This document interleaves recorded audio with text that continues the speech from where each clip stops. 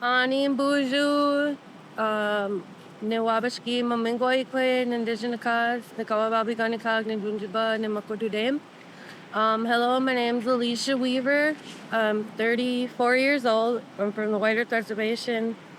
Growing up, I danced in powwows. Growing up, then when I was 11 years old, my mother got killed by her boyfriend in an accident, a vehicle accident, and that's when my trauma had started. Um, as a child, I was molested by my uncle.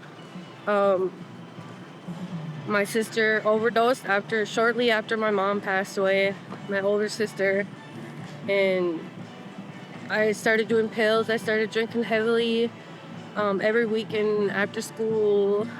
Started snorting Vicodin, Percocet, Xanax, Klonopin, whatever I could get my hands on. Uh, and then I went from that to shooting heroin. My addiction lasted for about 15 years of my life. I've been sober for about almost, almost, I want to say almost a year now again. Um, Before that, it was 2 years.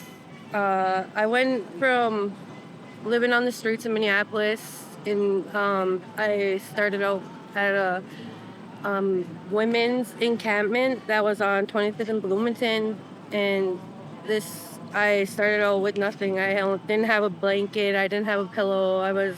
They gave me a tent, and I pretty much just kind of went from there.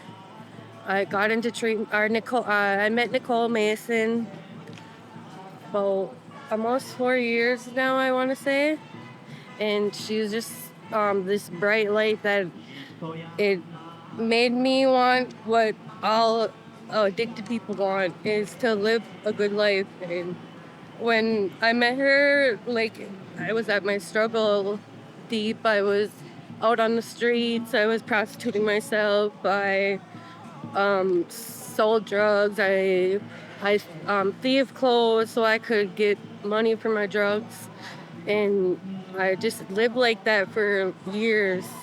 And now that I'm sober, I'm going to school so I can be a youth addiction counselor for my tribe and try to help the youth, because I've been losing people down here. I've been losing people up north, and I just don't want to live. I just don't want people to live like that no more. It's not a lifestyle that's worth living. What would you say to people who are stuck in addiction or struggling, I should say, with addiction, that maybe they might see this and be able to relate? Um, I just want to say, try to get help. Ask. I know it's a hard thing to do, is ask for help, but it's the best thing that I have done. And I'm proud of the woman I became. I'm a mother, I'm a sister, I'm an aunt, I'm a cousin, and I'm a daughter. And didn't want my dad to wake up every morning not knowing where I'm at no more, or because I know he was worried about me every time I was out there, and it hurt. You mentioned your dad before we started filming this. He said you're going to be. He said you're going to do great, and you're doing great. I just want to take a moment. Thank you. Yeah, he tried to hype me up. He tried to hype me up for it, so yeah.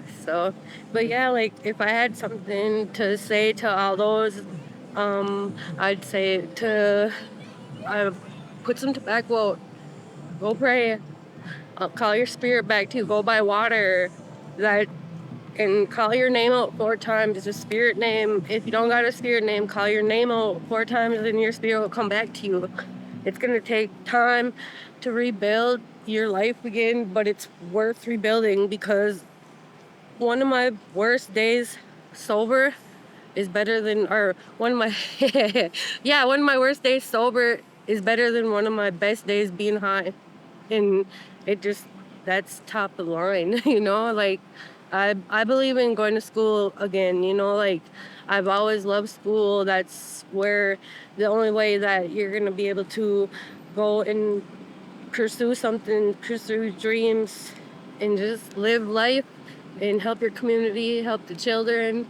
And culture is, it's what you make of it. It's not who you know, it's how you see the world. That's how I see the world.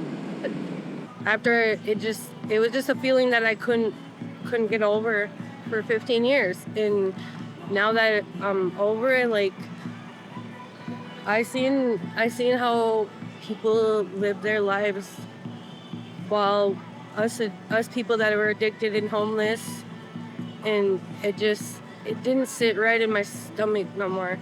Like, to the point where I found someone that brightened me up and talked to me about whenever every time when I wake up, she would be cooking for us, Nicole Mason.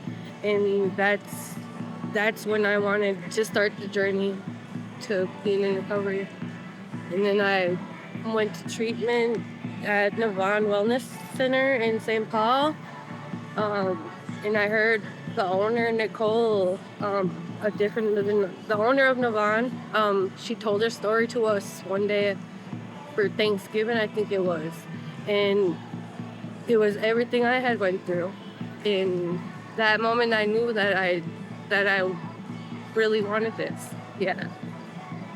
I got a 13-year-old son that needs me. I got nieces and nephews that love me, and just pushing myself to live my life every day.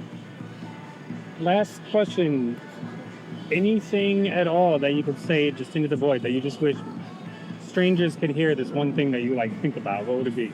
To love one another, to respect each other, and show nothing but love. That's what we need in the world. It's more love. Thank you. Thank you.